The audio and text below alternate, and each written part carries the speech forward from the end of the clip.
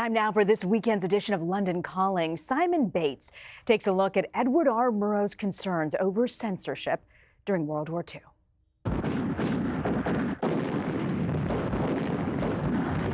October 1940. Europe is overrun by the Nazis. Britain stands alone against a relentless German bombing campaign.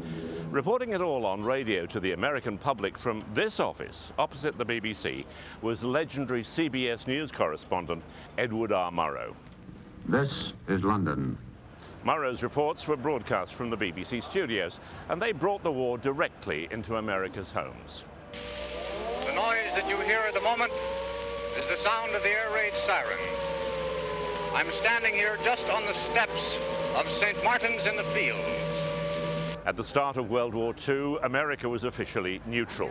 Murrow's broadcasts were believed to have played a large part in shifting American public opinion in favor of the British. Hello, America. This is Edward Murrow speaking from London.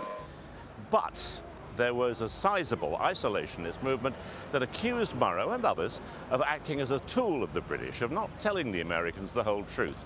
You might call it the first accusation of fake news. Back in 1939, Murrow explained the rules under which he was operating in this series of wartime memos recently unearthed by the BBC.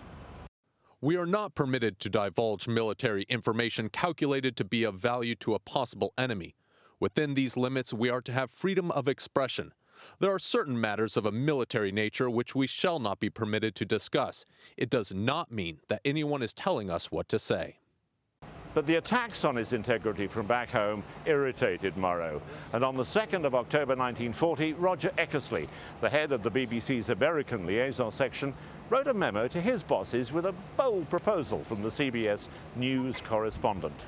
Murrow tells me that there is a large body of opinion among American listeners that there is still a lot of unnecessary censorship in regard to the news, and that they never know whether they are really hearing the truth or not. He wants to offset this once and for all, and has put up a suggestion to me of doing a completely uncensored talk. He would not broadcast it if a line was altered. In my opinion, there is something in it if it makes the American public realise that censorship here is done on really reasonable grounds. Well, the idea certainly came as a shock to the censors of Britain's Ministry of Information. They stopped the proposed Murrow broadcast. Murrow was furious, saying that the bureaucrats' memo would occupy a privileged position in my file of documents reflecting the prostitution of the English language in the service of compromise and obscurity. It really is a classic, and I'm grateful for it. And I thought there was a shortage of paper. Roger Eckersley of the BBC wrote back to Murrow, My dear Ed, I was tickled to death by your letter of 23rd October. Yes, do keep the note. It may be a valuable contribution of any history which is written 100 years hence, entitled How Compromise Won the War, or Not. P.S. About lunch on Monday. Connor is particularly anxious to meet you and Fred. Yes, bombs were falling on London every night, but BBC executives and Ed Murrow still had time for lunch at the club. And the Wyndham Club in nearby St James's Square was their place of choice. Murrow's proposal to broadcast an uncensored report was never raised again. A year later, in 1941, he was about to sail for a break in America when he wrote a warm letter to his friends at the BBC. This is written from Bristol. Ain't seen a censor since I got in. Purpose of this epistle, which if carried to sufficient length would reek of pusillanimous high-mindedness, is merely to say that I've occasionally cursed you and invariably enjoyed working with you.